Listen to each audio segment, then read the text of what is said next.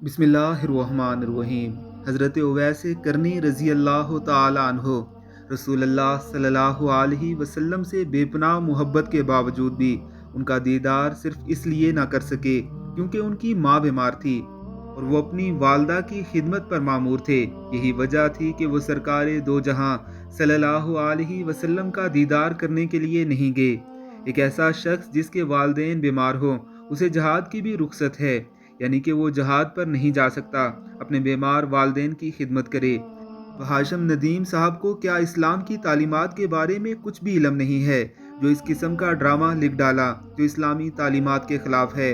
बहुत से ड्रामे ऐसे चल रहे हैं जिसमें वो सब नहीं होना चाहिए जो इस्लाम में जायज़ नहीं, लेकिन इन ड्रामों का नाम खुदा से मंसूब नहीं है। वो सब अपना काम कर रहे हैं लेकिन मज़हब को बीच में नहीं ला रहे, अल्लाह के नाम को नहीं ला रहे। इश्क में नाकामी के बाद हीरो साहब मज़ार पर जाकर बैठ जाते हैं। ये समझ नहीं आई कि लिखारी क्या पैगाम देना चाह रहे हैं नौजवान नस्ल को कि इश्क में नाकामी पर आप सारी दुनिया छोड़कर मज़ार पर बैठ जाएं। मुझे इश्क में नाकामी के बाद मज़ार पर बैठने पर भी एतराज़ नहीं है, जिसकी मर्ज़ी इश्क की नाकामी के बाद जहां चला जाए। इस कहानी में मुझे सारा का सारा मसला सिर्फ यही है कि हीरो साहब ने इश्क में नाकामी के बाद अपनी माँ को छोड़ दिया। कितना अरसा अपनी माँ से दूर रहा, इसकी माँ इसे मरा हुआ समझ रही थी। तो हाशिम नदीम साहब माँ को छोड़कर तो जहाद में जाने की भी इजाज़त नहीं। हज़रत उवैस करनी रज़ी अल्लाह ताला अन्हु का जिक्र मैंने पोस्ट में कर दिया है, इससे ज़्यादा कुछ नहीं कहूँगा। नौजवान नस्ल को ये तालीम दें कि अगर आप इश्क में नाकाम हो जाते हैं तो अपने वालदेन की दुआएं हासिल करें, तालीम पर तवज्जो दें, अपने पैरों पर खड़े हो जाएं और कुछ बन कर दिखाएं।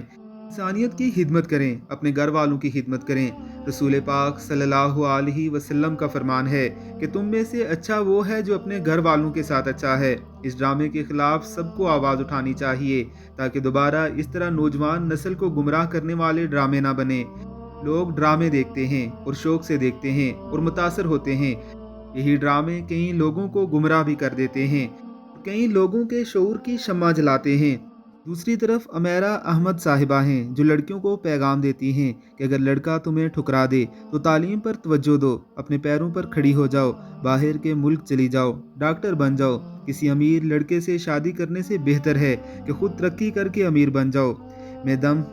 मैं दाम ड्रामे की बात कर रहा हूँ जिसमें ड्रामे की हीरोइन ज़ारा अपनी दोस्त के हाथों जलील होने के बाद हार नहीं मानती और तालीम पर तवज्जो देती है, बाहर चली जाती है और एक बहुत बड़ी डॉक्टर बन जाती है। जुनैद साहब को खातर में ना लाते हुए आयो सईद से शादी कर लेती है और बहुत खुश होती है आखिर में।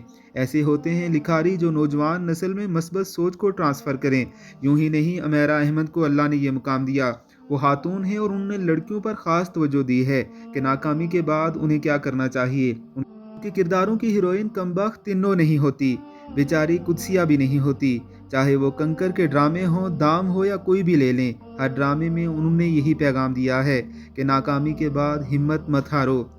मैं इस ड्रामे की सख्त मजम्मत करता हूँ सिर्फ इसलिए कि इसमें हीरो अपनी माँ को छोड़कर चला जाता है। सिर्फ यही नहीं, जब माँ उसे दोबारा लेने आती है तो वापस जाने से इनकार कर देता है। वो सीन देखकर मेरे रोंगटे खड़े हो गए। ये क्या दिखाया जा रहा है? माँ रो रही है, तड़प रही है और बेटा साथ जाने से इनकारी है। सारा मसला ही इस ड्रामे से मुझे माँ को छोड़ जाने वाली बात पर है। आप क्या कहते हैं हमें कमेंट बॉक्स में ज़रूर बताइएगा।